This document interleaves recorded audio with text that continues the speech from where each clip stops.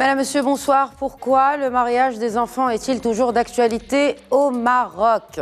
À quelques semaines de la présentation de la nouvelle réforme de la Moudouana sur instruction de Sa Majesté le roi Mohamed VI, le débat public et consultations institutionnelles battent leur plein.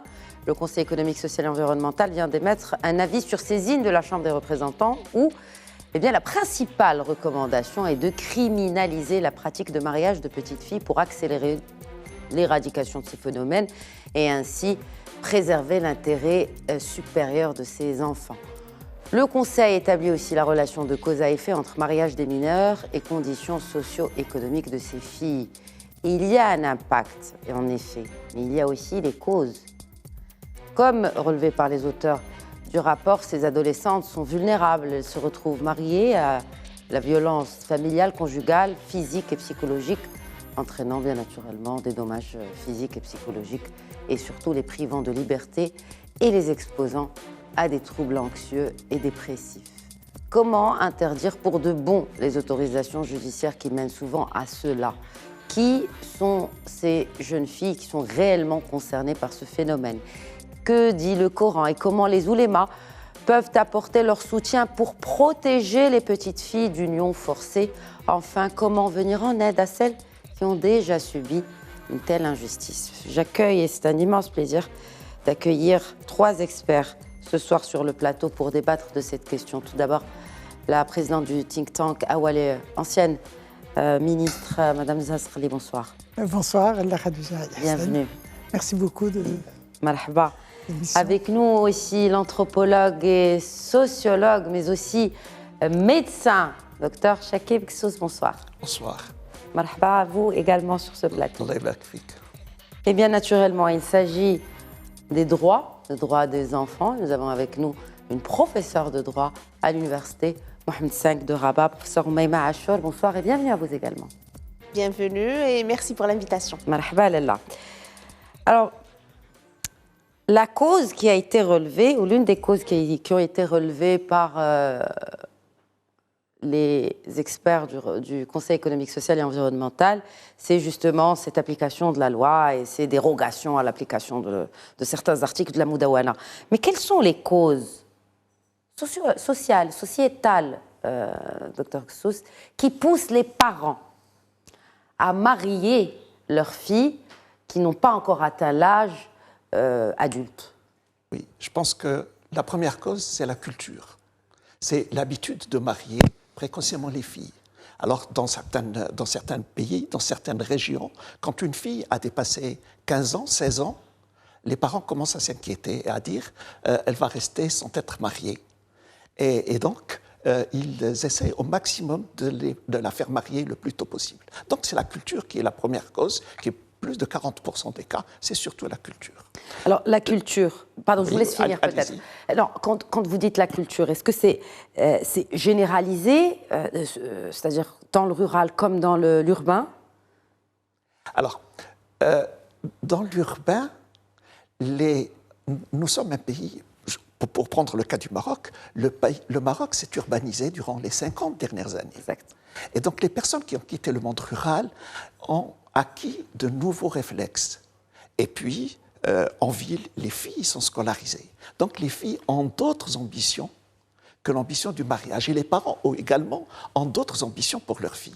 Et donc, les parents préfèrent laisser leurs filles faire des études. Peut-être que demain, elles vont travailler. C'est la réflexion des parents. Et donc, en ville, ce n'est pas la même chose qu'au rural. Ceci étant, nous avons des mariages de mineurs également dans les villes. Mais proportionnellement, c'est beaucoup plus dans le monde rural. Alors, une autre cause, c'est la pauvreté. C'est vrai que quand les parents sont pauvres et qu'ils ont 3, 4, 5 filles dans la maison et que les filles n'ont pas d'activité, les parents se disent, bon ben, c'est une bouche en moins à nourrir. Je vais la marier. Elle aura au moins quelqu'un qui va subvenir à ses besoins. Et moi, je vais me contenter pour les 3 ou 4 qui restent chez moi. Une autre cause, c'est toutes les situations de crise. Et nous l'avons vu, par exemple, pour les réfugiés de Syrie.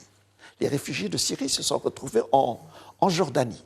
En Syrie, la Syrie est un pays où les mariages sont déjà des mariages très précoces. Les familles surtout les familles rurales, marient leurs filles à 13 ou 14 ans. Par tradition. Par tradition. Par tradition. Quand ils se sont retrouvés dans des camps en Jordanie, ils ont commencé à marier encore plus tôt des fillettes qui n'étaient pas encore pubères. Et donc ces fillettes-là ont été mariées précocement. C'est dire que les causes peuvent être nombreuses. Plusieurs causes peuvent être réunies pour pousser les parents à marier leurs filles précocement. Qui sont ces jeunes filles et que sait-on, parce qu'on parle que des jeunes filles, que sait-on sur le profil des époux? J'interpelle le sociologue, mais aussi l'anthropologue que vous êtes, puisque si on veut vraiment traiter de la question, il faudrait vraiment qu'on la comprenne sous tous les angles. Oui. C'est vrai que dans notre imaginaire, nous pensons à des hommes arrivés à 60 ans et qui se disent bon, il va se redonner une autre vigueur, une autre jeunesse, oui. Et il prend une jeune. En réalité, quand on voit les chiffres, nous n'avons pas cette impression-là. Je pense que dans la réalité, la majorité des cas, c'est des filles mineures qui épousent des garçons qui ont entre 18 et 25 ou 18 ou 30 ans. Donc il y a une différence d'âge, mais la différence d'âge n'est pas celle que nous imaginons. Il y a des cas, je ne dis pas qu'il n'y en a pas, il y a des cas où des personnes se marient avec des fillettes qui ont l'âge de leur petite fille. Mais ce n'est pas la grande proportion. La grande proportion, c'est des jeunes hommes qui ont 7 ans, 8 ans de plus que la mariée. Et donc ce sont aussi des unions. Et je voudrais aussi peut-être mettre la lumière sur cette nuance qu'il y a entre culture et tradition. Oui. Alors, je voudrais parler de certaines régions sur lesquelles j'ai fait des enquêtes de terrain, oui. Qui ont été à la base de mon livre sur mariage précoce. Sur mariage, exact. Dans certaines régions, c'est la mère qui va choisir, c'est elle qui va, la mère du jeune homme. C'est elle qui va prendre l'initiative pour aller chercher une épouse à son fils. Alors son fils a 18 ans ou 19 ans, ou peut-être même pas majeur, mais elle lui cherche une épouse. Pourquoi?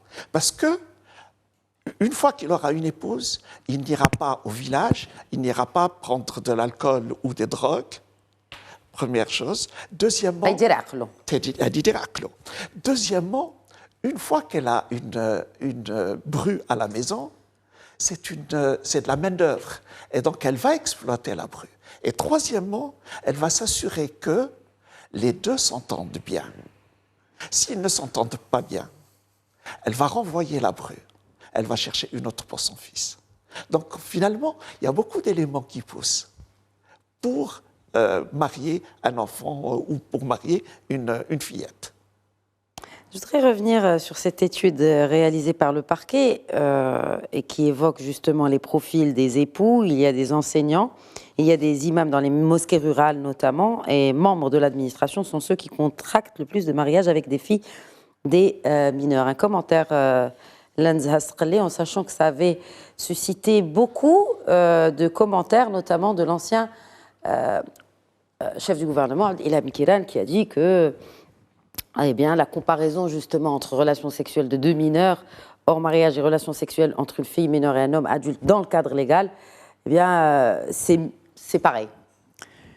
Moi, ce que je voudrais dire d'abord, c'est je voudrais féliciter vraiment le Conseil économique, social et environnemental pour cette étude qui est vraiment très, très exhaustive, très complète et dans laquelle, donc je voudrais féliciter Ahmed Reda Chami, le président du Conseil économique et social, mais aussi la commission qui a travaillé sous la coordination de Mme Karima Mkika.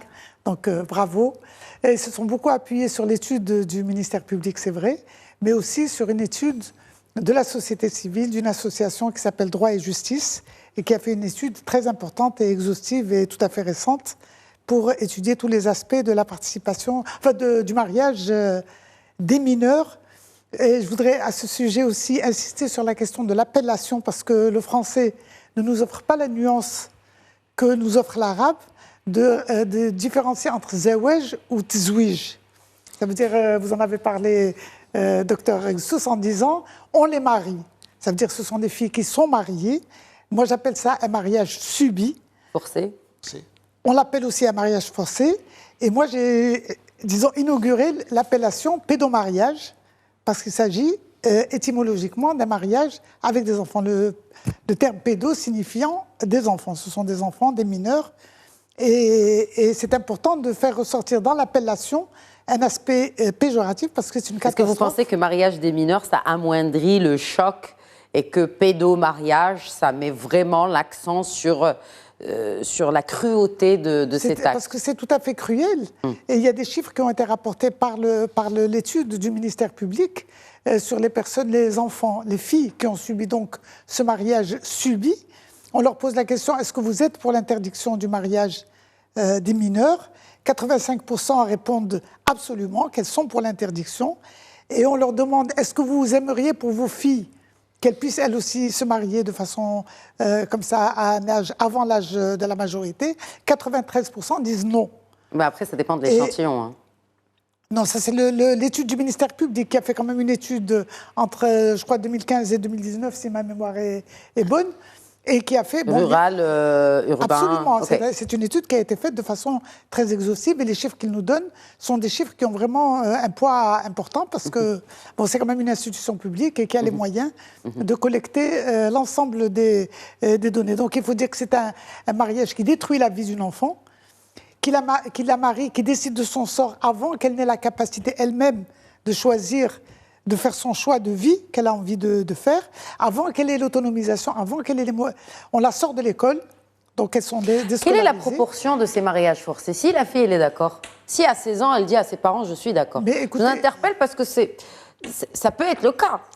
Non? Alors, il y a la question du discernement, qui est traitée d'ailleurs dans le rapport. La question du discernement, un enfant n'a pas le discernement pour pouvoir choisir. Qu'appelle-t-on un enfant en 2024? Un enfant, c'est la Convention des droits de l'enfant. Et peut-être j'aurais dû commencer par ça, parce que dans le rapport, ils disent que les finalités de ce rapport, ça converge totalement avec, d'une part, la lettre royale du 26 septembre, dans lequel ils fixent les finalités, ils donnent les fondements, si on veut, de la réforme, c'est-à-dire l'harmonisation avec la Constitution. L'harmonisation avec la Constitution qui assure les droits de l'enfant et l'harmonisation avec les conventions internationales, et notamment la Convention internationale des droits de l'enfant. Le droit de l'enfant est défini de façon très claire et nette comme étant celui qui a moins ou celle qui a moins de 18 ans. Donc il s'agit donc de filles qui se marient. La proportion, elle est de 99%, 98%. 96% pour les filles, 4% pour les garçons. Voilà, c'est une proportion de ce genre. Et les conséquences sur le garçon ne sont pas les mêmes que les conséquences sur la fille. Parce que c'est comparable, parce que c'est déplorable aussi de faire le choix pour l'enfant garçon avant qu'il ait... Mais la fille, elle va porter une grossesse, alors qu'elle a un corps qui n'est pas encore mûr. Nous allons y venir, mais sur cette question, elle va être amenée à assumer une responsabilité alors qu'elle est encore une enfant elle-même. Donc, et elle est amenée à subir des violences, parce qu'il y a le cas des violences à l'égard des filles. La plupart des filles qui ont été mariées mineures parlent d'un véritable viol qui s'effectue le jour des noces. Alors, on ne peut pas, disons, parler de ça avec la légèreté de dire, bon, effectivement, un mariage, c'est beau, tout le monde a l'air content, il y a de la musique, il y a la fête, les gens sont là, la femme, elle est glorifiée, elle est embellie, etc. Tout ça, oui, c'est bien joli. Mais qu'est-ce qu'il y a derrière? Quelles sont les souffrances qu'il y a derrière? Et qui a pris cette décision de marier la fille? Est-ce que la mère a vraiment eu le droit à la parole ou est-ce que c'était uniquement l'homme? Et souvent, on dit c'est l'homme qui marie sa fille, c'est lui qui prend les décisions dans la famille. Et il est rare qu'on parle d'une femme qui est présente pour... La femme, comme le disait Dr Xous, elle prend la décision pour son fils. Pour son fils, voilà. Pour ramener une main-d'œuvre à la maison, ramener une main-d'œuvre et pour garantir la sécurité de son fils, la sécurité sexuelle, disons, de son fils, parce qu'il faut dire les choses comme. Mais parce que le papa marie sa fille aussi par rapport à cette sécurité sexuelle, parce qu'il craint qu'elle lui fasse l'art. C'est ça ce qui motive aussi quand on parle de causes culturelles et traditionnelles, c'est qu'on veut préserver un peu aussi la fille du péché, d'avoir des relations sexuelles hors mariage. Je vous entends bien parce que c'est l'argument qui est le plus utilisé. Mais ce qu'on ignore, c'est qu'un bon nombre de ces filles ont un mariage qui échoue. il y a 10%, on nous dit, qui sont expulsés, 10% qui sont expulsés, je crois, lors de la première année, expulsés du domicile conjugal parce que ça ne marche pas, parce que la fille, elle est Parce qu'elle ne encore... s'entend pas avec la belle-mère, parce que voilà. Parce qu'elle est encore une enfant. Oui. Tout simplement, elle a envie de jouer, elle n'a pas le sens des responsabilités, etc. Donc, elle est renvoyée chez elle. Et nombreuses sont celles qui sont répudiées par la suite ou divorcées et qui se retrouvent avec un enfant et sans formation, ou avec 2 enfants, sans formation, avec la famille pauvre, qui est toujours la famille pauvre, et qui sont obligées d'aller se débrouiller, entre guillemets, ce qui peut vouloir dire aussi recourir quand on n'a pas d'autre choix, recourir, disons, à la prostitution pour pouvoir assurer la vie de ses enfants. Mais ça, c'est l'après. Nous allons en parler et donc, plus tard, ce qui peut-être, fait, sur je crois l'après. qu'il faut dramatiser le sujet parce que c'est un sujet dramatique. C'est un sujet qui est dramatique. C'est pas un sujet, disons, romantique et poétique. C'est pas. Non. Voilà. Enfin, qui peut le considérer ainsi, quand même? Bon, cela dit, je vous ai interpellé justement sur cette réaction d'Ilham Kiran sur justement deux mineurs qui ont des relations sexuelles hors mariage et une mineure qu'on marie. Mais il faudrait le questionner sur le mariage de la Fatiha, parce que les chiffres qu'on nous donne qui sont déjà terribles, parce qu'on nous dit par exemple qu'en 2000... 20 097. 20 097 en demande enregistrée en 2022. Mais selon, bien sûr, les données du procureur général du roi après la Cour de cassation. Donc 12 940 ont été acceptés. 68%, oui. 68%, donc 12 940 ont été acceptés, mais on ne nous dit pas sur les mariages qui passent par la Fatiha. Alors la Fatiha, bien sûr, c'est sacré, il n'y a rien à dire. Mais le mariage par la Fatiha est un mariage illégal, puisque le Code de la famille fait obligation d'avoir un mariage écrit. Donc il ne donne aucune garantie et il conduit à des filles qui vont tomber enceintes et qui vont avoir 1 enfant, 2 enfants, 3 enfants et qui vont se retrouver à la rue, disons, sans aucune garantie, considérées comme des mères célibataires. Et les politiques publiques et la loi les considèrent comme telles, même si la société accepte qu'il s'agit quand même d'un mariage qui est sous la bénédiction de Dieu, mais n'est pas sous la bénédiction des autorités et de la légalité. Donc c'est un mariage illégaux. Est-ce que ces mariages illégaux, voilà. J'aimerais bien interpeller la juriste qui est avec nous. Professeur Achour, est-ce que ces mariages-là, ou en tout cas ces enfants-là, peuvent être autorisés, légalisés après coup? C'est-à-dire qu'ils ne sont pas considérés après coup par la loi comme étant des enfants nés hors mariage, des enfants de mariage de Fatiha. Ce qui se passe dans la réalité, c'est qu'une enfant, je vais l'appeler ainsi, un enfant et une enfant, il n'a pas encore atteint l'âge de majorité, 18 ans, donc peut-être avec son père ou avec son tuteur, va se présenter pour se marier.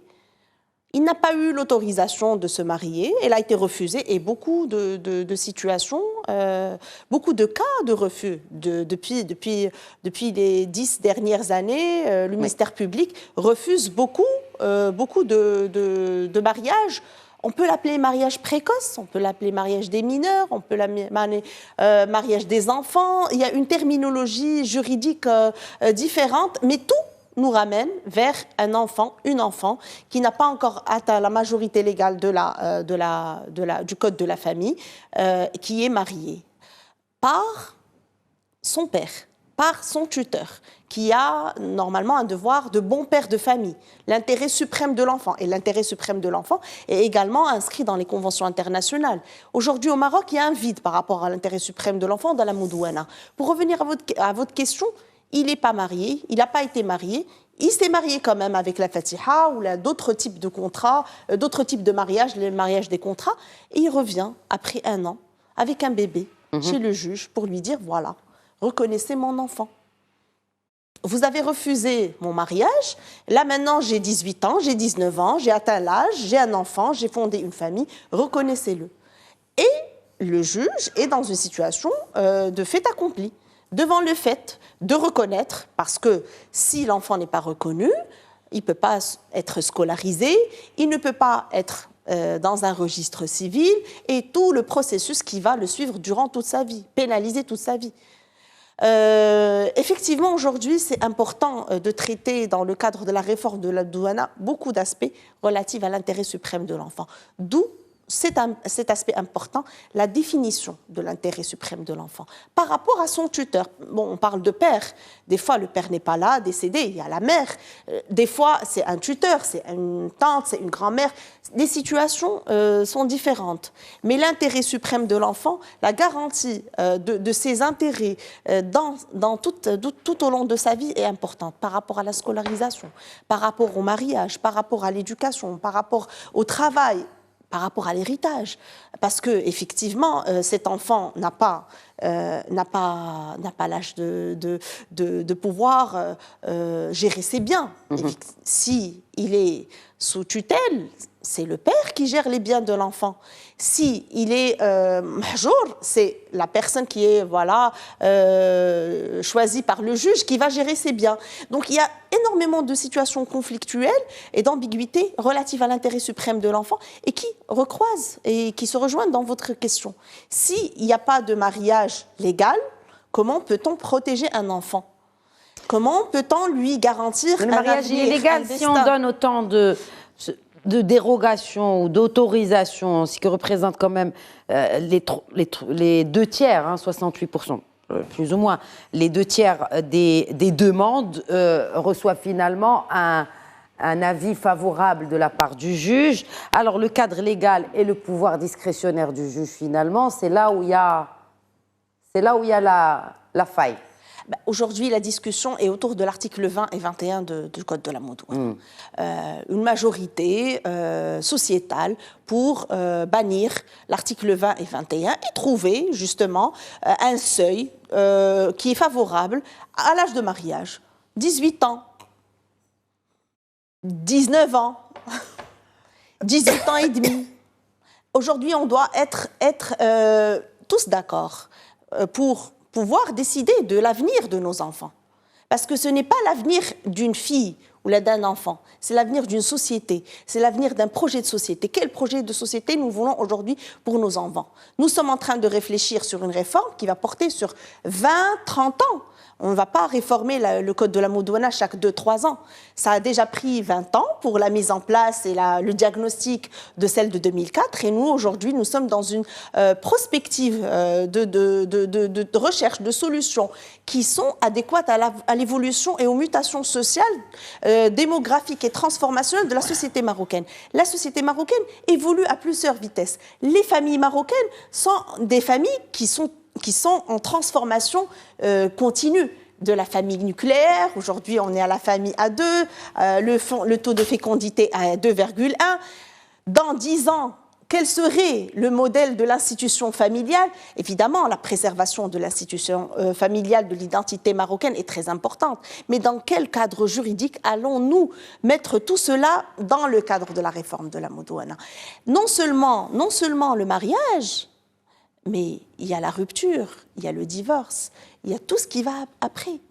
Parce que quand on marie une jeune de 16 ans, 17 ans... Si c'est au juge, est-ce que vous pensez que dans la Moudouana, je vais reformuler ma question, est-ce que vous pensez que dans la prochaine Moudouana, il devrait y avoir un article clair qu'il n'y a pas d'exception ? Est-ce qu'on peut se permettre qu'il n'y ait pas d'exception ? Si on peut l'avoir, ça serait très bien. Très bien. Je vais poser la même question, Dr Ksos. Est-ce qu'il doit y avoir un article où il n'y a pas d'exception ? Est-ce qu'il y a des exceptions qui passeraient ? Oui, alors, autant nous je sais que ça ferait sursauter l'Anzasqli, mais quand même, je pose la question parce que, in fine, du CESE, j'y arrive. Mais est-ce que, d'ailleurs, parce que c'est l'une des causes, c'est le pouvoir discrétionnaire du juge, mais est-ce que si on enlève ce pouvoir discrétionnaire au juge, est-ce qu'on ne pourrait pas tomber dans certaines situations où, effectivement, il y a des exceptions et on pourrait marier la jeune fille ? Bien sûr qu'il y a des exceptions. La majorité des pays de la planète qui ont un âge matrimonial de 18 ans, comme le Maroc, ils ont un âge limite qui est parfois de 13 ou 14 ans. Je prends l'Espagne, c'est 14 ans. En France, le juge a toute latitude. Ils n'ont pas mis de barre inférieure. Mais la majorité des pays ont une barre qui est à 13, 14 ou 15 ans. Parce qu'il y a des situations. Je prends une fille qui est enceinte, qui a 17 ans et quelques. Elle est enceinte avec un jeune homme de 22 ans ou 23 ans.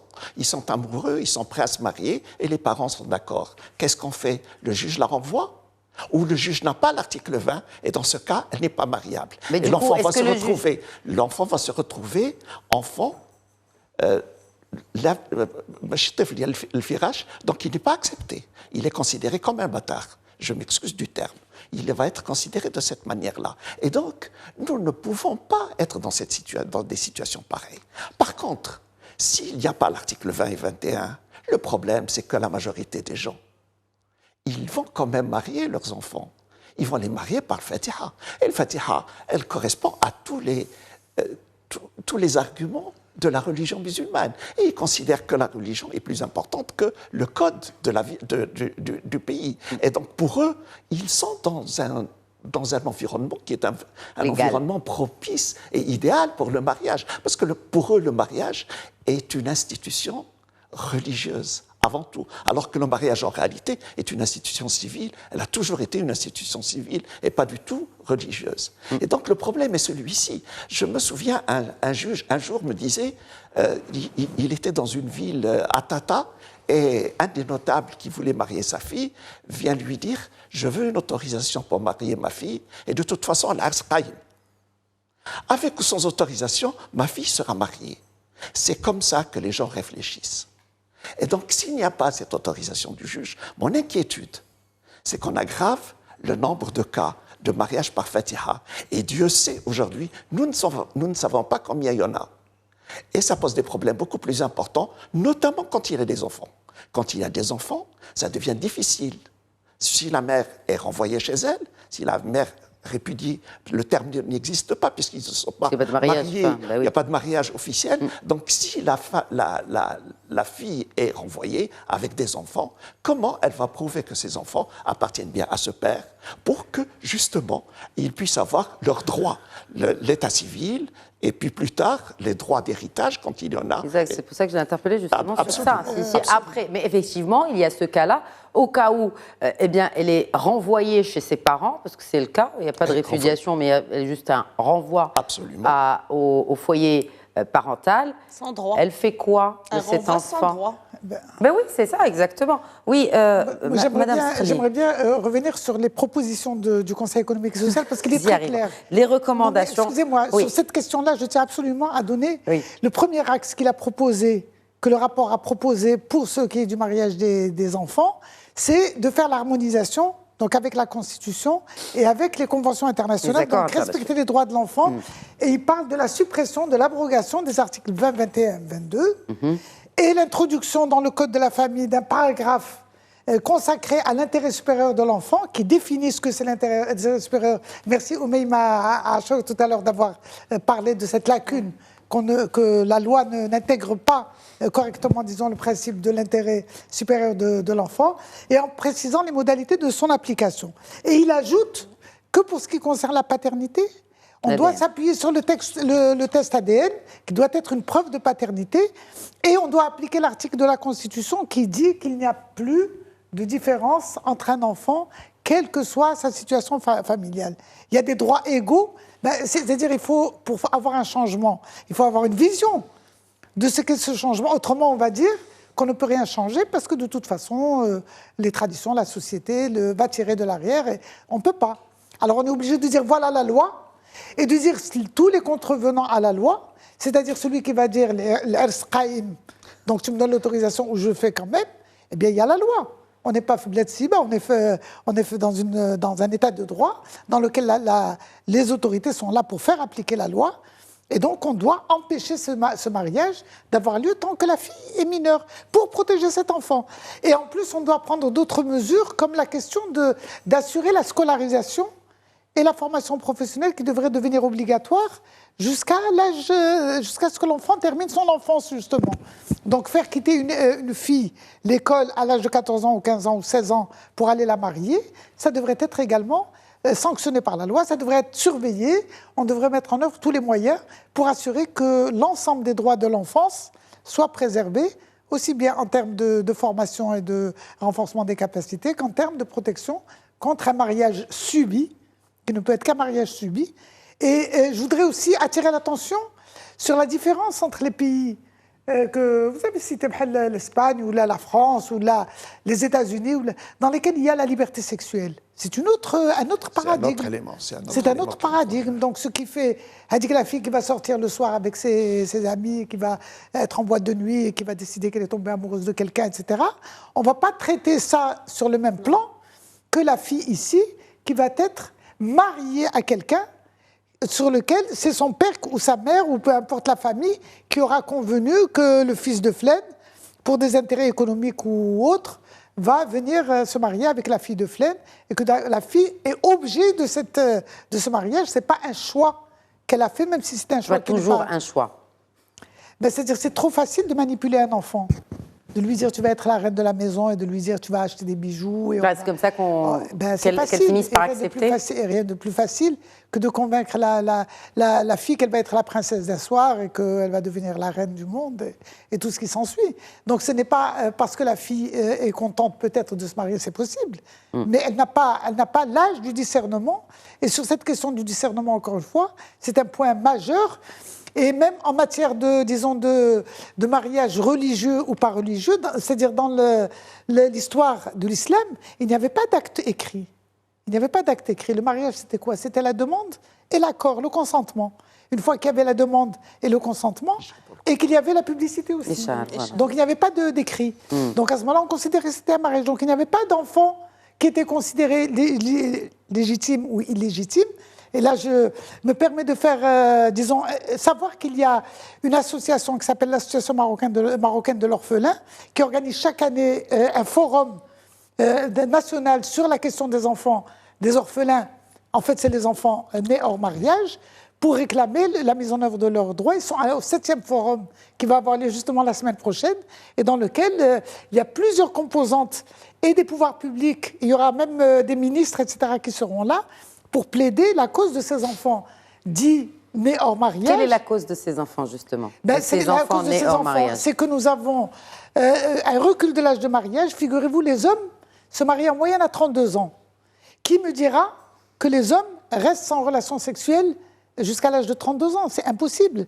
Et la société, elle valide ce besoin qu'ont les hommes de manifester leur sexualité. Et par contre, elle l'interdit pour les filles. Sans répondre à la question comment va se passer cette relation dans laquelle les hommes n'ont pas de choix, ou les jeunes surtout n'ont pas de choix, entre aller à la violence et au forcing, ou bien aller à la ruse et à la fausse promesse, entre autres la promesse de mariage, sachant que la seule étude que nous avons eue en 2002 sur les mères célibataires nous dit que 86% des mères célibataires ont eu une promesse de mariage. Donc, promesse de mariage, mais une fois qu'elles sont tombées enceintes, le géniteur, disons, pour ne pas appeler ça le père, a tourné les talons et est parti le plus loin possible de la fille, et elle se retrouve en situation de mère célibataire. Et ce phénomène est amené à augmenter, il a déjà augmenté, mais nous n'avons pas les chiffres. Nous n'avons pas les chiffres parce que c'est un tabou. C'est l'une des recommandations du CESE, c'est de développer un système d'information pour suivre et évaluer les progrès réalisés en matière d'élimination de la pratique liée au mariage des filles. Voilà, tout à fait. Donc on en manque de données, on manque cruellement de données chiffrées sur toutes ces questions tabous. Que sont l'avortement, que sont les naissances hors mariage, que sont les relations sexuelles hors mariage, que sont toutes ces choses-là. Ce sont des tabous de la société. On n'a pas de données dessus, mais les faits sont têtus. Quand le HCP nous dit que la moyenne d'âge de mariage des garçons est de 32 ans et que la moyenne d'âge de mariage des filles, c'est 26 ans, eh bien forcément, entre les deux, il y a des relations sexuelles. Et forcément, il n'y a pas d'éducation sexuelle, donc il y a des grossesses hors mariage. Et l'avortement n'est pas autorisé parce qu'on ne veut pas savoir et on ne veut pas voir. Et en fin de compte, on n'assume pas une réalité qui ne fait plaisir à personne et qui fait souffrir beaucoup d'enfants qui sont disons, malheureusement confiés à des centres de protection sociale qui n'ont absolument pas ni la formation ni les capacités d'assurer une vraie vie à ces enfants qui sont, qui ont une vie infra-humaine. Et c'est de ça que parle justement le forum. Et le forum dont j'ai parlé, de l'Organisation marocaine de l'orphelin, l'Association marocaine de l'orphelin, et qui fait que le moment est venu de dire stop. On veut l'état de droit, on veut les droits humains, on veut les conventions internationales, on veut la Constitution. Et bien tout ça, ça nécessite de mettre un terme à quand il y a des traditions qui ne sont pas nuisibles, il faut les garder, parce qu'on est fiers de nos traditions utiles, mais nos traditions qui sont néfastes et qui tuent la vie des petites filles, eh bien, je crois qui en plus entravent la vie des enfants à venir, qui, au lieu d'être des enfants qui vont venir illuminer la vie de leur joie et de leur rire, deviennent des enfants à problème et qu'on s'empresse de s'en débarrasser dans des poubelles ou de s'en débarrasser dans des centres de protection sociale. Alors, je crois que le moment est venu de mettre un terme à tous ces phénomènes qui font tellement souffrir notre société et qui nous empêchent de nous développer. Alors, professeur Achour, je ne peux m'empêcher encore de mettre en lumière ce rôle des parents, de la famille de ces petites filles, parce qu'in fine, ça leur revient. Même si on met une loi ou pas une loi, la décision finale leur revient. S'ils veulent marier la fille, ils finiront par la marier. Même s'il y a une loi, Madame Sreli. La loi, elle est là pour protéger. Et quand la loi, elle vous dit c'est interdit de marier avant 18 ans, et qu'elle dit que de pénaliser ceux qui outrepassent la loi, comme pour toutes les autres questions, quand on outrepasse la loi, eh bien on pénalise. Est-ce qu'on peut pénaliser cela ? Est-ce qu'on peut pénaliser des parents qui décident de marier leur fille qui a 16 ans ? Aujourd'hui, avec le Fatiha ou avec la décision du juge. Aujourd'hui, la discussion concernant le mariage des mineurs, elle va dans les deux sens. Interdiction, il y a ceux qui disent qu'aujourd'hui, c'est inéluctable. Il faut interdire et, bien évidemment, il y aura des exceptions.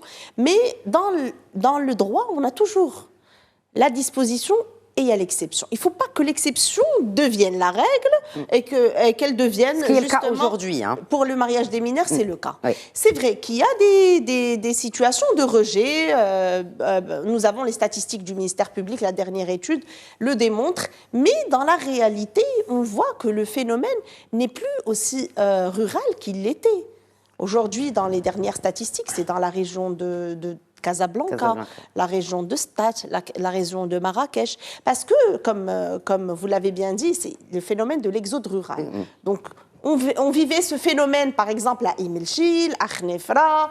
Par exemple, aujourd'hui, le taux a baissé dans ces régions, mais il est devenu de plus en plus présent dans d'autres régions. Un engagement est un engagement. Et là, je vais vous donner un exemple très simple. Avant, les Marocains ne mettaient pas la ceinture quand ils conduisaient la voiture. Dès qu'il y a eu la loi pour la restriction, pour les amendes, dès que la Marocaine rentre dans la voiture, il met la ceinture. Il sait que s'il ne met pas la ceinture, le premier policier, le second, le troisième, en tout cas, il va avoir des amendes, que ce soit à travers la ceinture ou à travers... Donc, la loi, c'est important. La restriction est importante. S'il faut passer par des situations de coercition, il faut le faire. S'il faut le faire, il faut le faire. Mais, bien évidemment, il y aura une autre entité qui va vous dire, aujourd'hui, le mariage, c'est la solution, la pauvreté, la vulnérabilité. Mais aujourd'hui, nous avons un plan ambitieux de protection sociale. Nous avons un plan ambitieux. Il y a le programme Taysir qui appuie la scolarisation des filles. Il y a le 1 million cartable. Il y a maintenant, aujourd'hui, avec tout ce qui est tout le nouveau champ de protection sociale, il y a des appuis directs aux personnes vulnérables, à leurs familles, pour leur soutien, pour leur scolarisation. Il y a aujourd'hui au Maroc une possibilité d'aller vers cette voie. Donc il faut oser, il faut avoir le courage d'y aller. Et effectivement, dans toutes les réformes, on prend un moment de test et on va voir les répercussions. Mais briser sa vie, violer son enfance, détruire son avenir, ne pas respecter tout ce que le Maroc a ratifié comme engagement international. Et aujourd'hui, le Maroc a plafonné, il a levé les réserves dans la CEDAW, dans les différents protocoles. Il a ratifié toutes les conventions internationales pour protéger la fille, la femme et l'enfant. Aujourd'hui, le Maroc est président du Conseil des droits de l'homme. C'est un modèle à suivre pour la protection de la femme et de la fille. Donc on peut aujourd'hui aller vers ce chantier dans le cadre d'une réforme. Surtout que les hautes instructions de Sa Majesté le Roi étaient très claires. Protéger les droits des femmes et des filles dans un Maroc prospère et moderne. Donc comment aujourd'hui concevoir un Maroc moderne sans ces filles ? Comment concevoir? Parce que les filles d'aujourd'hui sont les femmes de demain. Mais d'ailleurs, c'est dit par le rapport du CESE, c'est-à-dire qu'on perd, c'est aussi, ça affecte la condition socio-économique finalement de ces filles parce qu'elles se retrouvent encore plus vulnérables que quand elles ont quitté Elles sont cloisonnées dans la vulnérabilité parental. depuis le début. Elles n'en sortiront jamais. Le cercle de la vulnérabilité, de la pauvreté féminine, de la violence, de la mère célibataire, de la femme battue, de la femme qui ne jouit pas de ses droits. Et là, droit...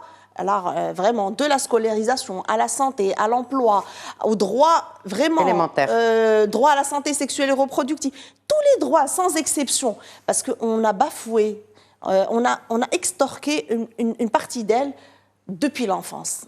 Elle n'a pas eu l'enfance sereine que toute une enfant peut avoir, de s'exprimer, de jouer, et puis de faire des erreurs, et de voir comment ça s'est passé ailleurs. Non, on l'a mis dans un moment de décision, de prise de décision, de gestion, de famille, d'éducation, et puis d'enfantement, de reproduction, de prise en charge de la belle-mère, du mari, de toute la famille, de toute la tribu, alors qu'elle a... Et vous savez, madame, que l'âge diffère de tribunal en tribunal. Donc, dans certains, c'est 16 ans, dans d'autres, c'est 17 ans. Donc, c'est laissé quand même à la discrétion. Il y a non seulement l'enquête sociale et l'enquête sociale que mène le juge et le certificat médical ou l'enquête, on peut l'appeler ça certificat médical, parce qu'aujourd'hui, on ne fait pas d'enquête auprès de médecins. Il suffit que dans le dossier, il y ait un certificat médical permettant le mariage pour octroyer l'autorisation.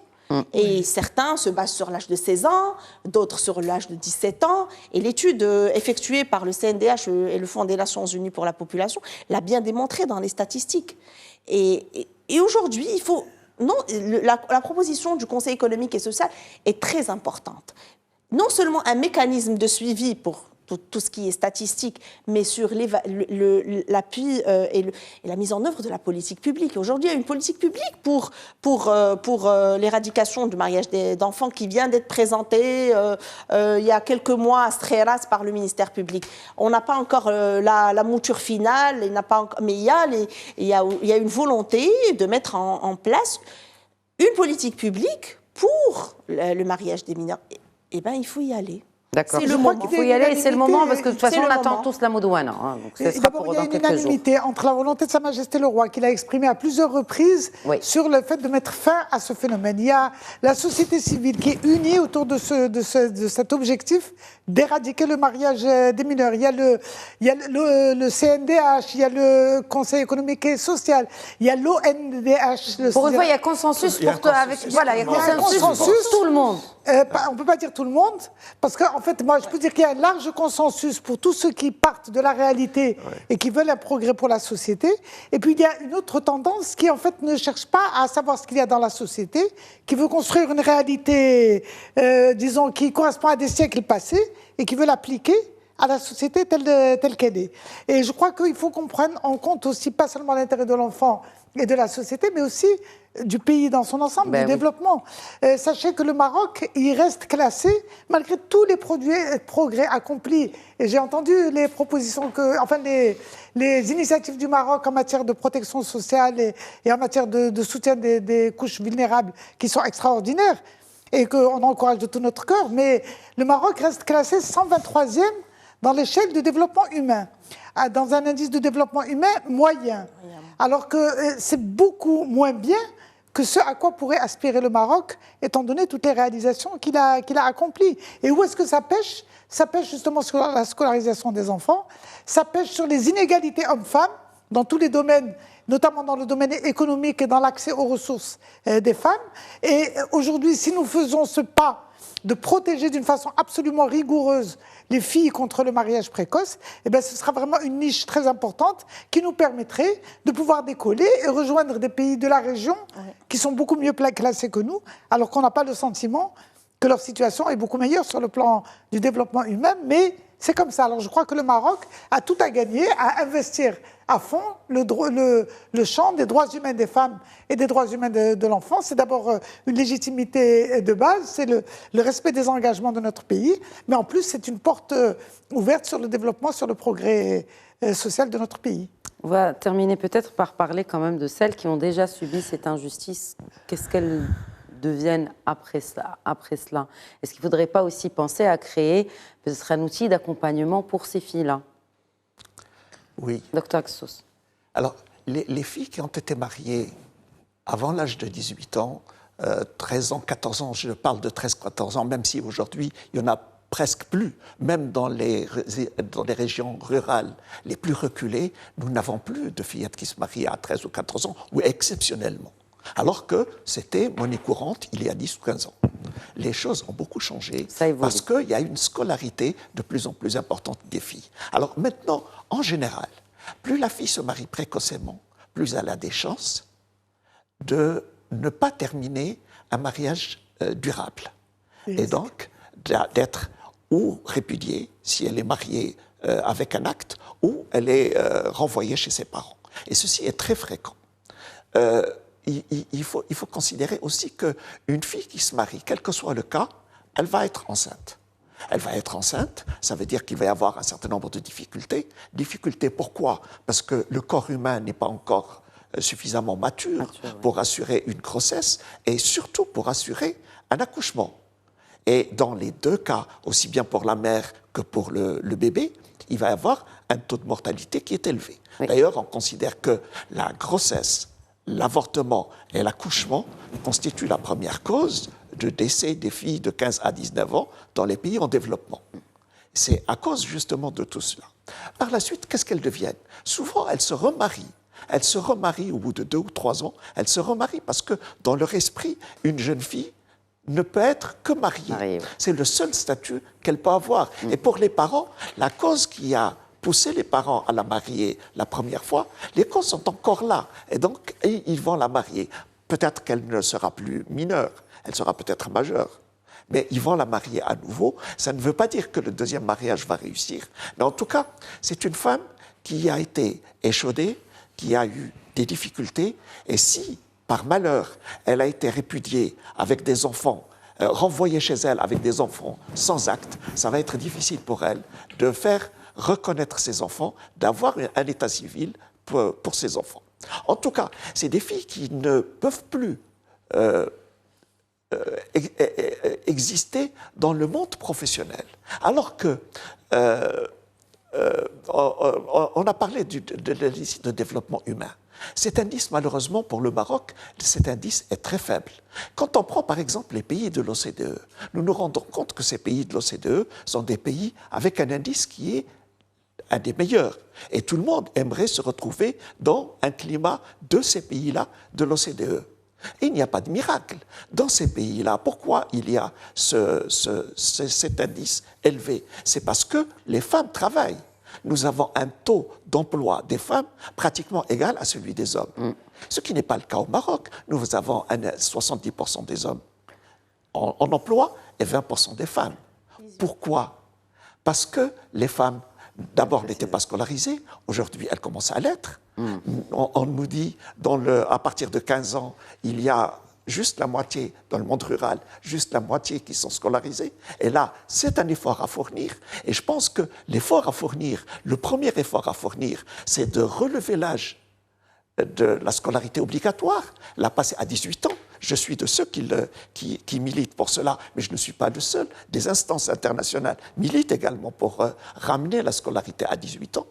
Premier élément. Deuxièmement... C'est-à-dire obliger au lieu de 15 ans, c'est 18 ans. À continuer ses études jusqu'à ses 18 ans. Il faut qu'il se forme. Mais oui. Formation professionnelle, études ou formation professionnelle. Absolument. Ça inclut cela aussi, voilà. Lutter contre les abandons scolaires, parce que c'est les 300 000 qu'on nous dit tous les ans. C'est parmi ces 300 000 que nous trouvons les filles qui vont être mariées demain par leurs parents. Et puis, donner des opportunités d'emploi aux filles. On ne comprend pas qu'on ait des NEET, des filles qui ne sont ni en stage, ni en scolarité, ni en emploi, en nombre plus important que les garçons. Des filles qui ont parfois des diplômes élevés. Et c'est là le gap. Le gap, c'est que nous ne donnons pas suffisamment d'opportunités d'emploi à nos filles. Si nous donnons suffisamment d'opportunités d'emploi, peut-être qu'elles seront encouragées à poursuivre la scolarité. Et je pense que c'est le meilleur moyen pour lutter contre le mariage des fillettes. Très bien. Mais je voulais dire et votre meilleur moyen, il nous reste un peu moins de 2 minutes. Je crois que je n'aurai pas le temps, mais je voulais lire un verbatim de l'étude de droit et justice d'une fille qui a dit qu'elle s'était mariée. On peut quand même, bien sûr. En 1 minute. Donc on vivait dans une famille très pauvre et j'étais l'aînée qui était l'espoir de ma famille pour échapper à la pauvreté en me mariant avec quelqu'un de riche. Mon fiancé avait 40 ans à l'époque. Il a promis à mes parents de me laisser poursuivre mes études parce que j'avais de très bonnes notes à l'école. Juste après le mariage, il m'a interdit de sortir de la maison et a commencé à m'agresser physiquement avec un bâton ou tout autre objet à sa portée si je refusais d'obéir à ses ordres. À chaque fois que je partais chez mes parents pour me reposer de cet enfer, je finissais par revenir le jour même, présentant des excuses suite au conseil de mes parents. Ensuite, divorcé avec un enfant, puis remarié avec un autre mari âgé. Le deuxième mariage n'a pas abouti et a donné lieu à un deuxième divorce avec un nouvel enfant.